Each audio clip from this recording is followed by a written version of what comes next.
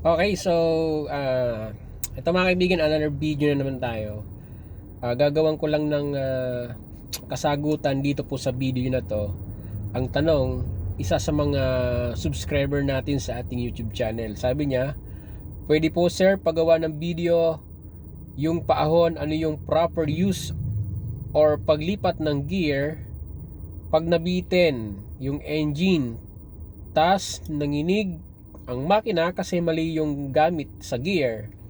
Salamat. Ayan mga kaibigan. Okay.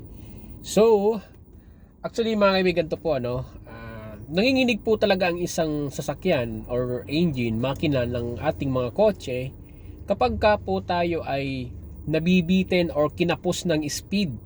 So let's say for example, nandun po kayo sa Gear 3, tapos ahon po ang kalsada at suddenly biglang nagkaroon ng dahilan para bumagal yung sasakyan mo.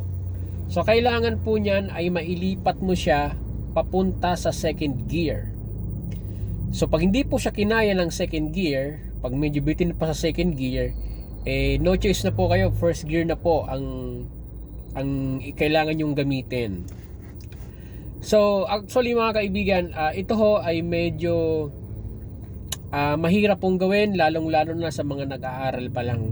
Kasi as much as possible, in the couple of seconds lang, dapat ay magagawa nyo po na makapagpalit ng gear. Kasi nga po, paahon.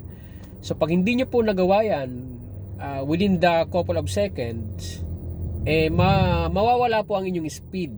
No? Mawawala po siya. At yun na nga po ang dahilan kung bakit mabibitin. So dapat mabilis po yung pag-shift nyo. Once na nakita nyo or naramdaman nyong nabitin, so kailangan i-press nyo yung clutch all the way hanggang sa flooring at mailipat nyo kaagad yung gear nyo. So ito po yung scenario mga kaibigan, papakita ko po sa inyo. Ayan. So let's say for example, ayan.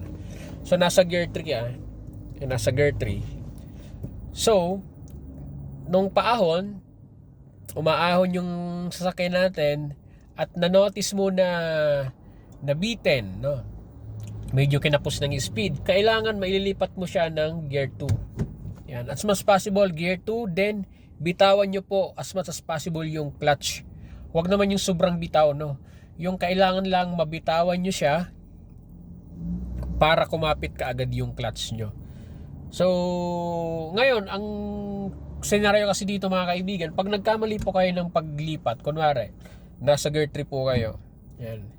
So, ang intention nyo ay gear 2 dapat. Yan. Kaya lang, nung pagbaba nyo ng gear, instead na gear 2, yan. Instead na gear 2, balik ko sa gear 3. Instead na gear 2, napapasok sa 4. Yan. So, mas lalo po kayong mawawala na ng control yan. Wala na po. So, ang pinakang remedyo na dyan mga kaibigan, press nyo yung brake nyo. Yan, ipe-press nyo yung brake nyo para hindi po kayo tuluyang umatras. Yan. Yan po ang pinakang gagawin nyo, no? Press nyo yung brake para hindi po kayo umatras ng tuluyan or mamatayin yung makina, clutch brake. Then, ilalagay nyo na po ng first gear. First gear na po ang pinakang choice nyo para makaahon po kayo. So, kasi nga po, kagaya ng sinabi ko, pag nagkamali po ng pag-shift, pagbabawas ng gear, in the couple of seconds lang, mawawala na po ang momentum nyo habang umaahon po kayo mga kaibigan. Kaya kung kayo ay mga beginner, nag-uumpisa pa lang mag-aral mag-drive, ang pinakang the best dito na solution mga kaibigan, kung kayo po ay approaching sa ahon, ang gawin nyo po para makasigurado po kayo, bago po kayo umahon, ilagay nyo na sa pinakamalakas na gear.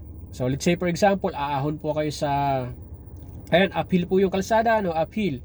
So wala pa kayo sa uphill, nandun pa lang kayo sa ibaba, bago kayo umahon, set up nyo na po sa second gear. Yan. So wag na pong third gear, no?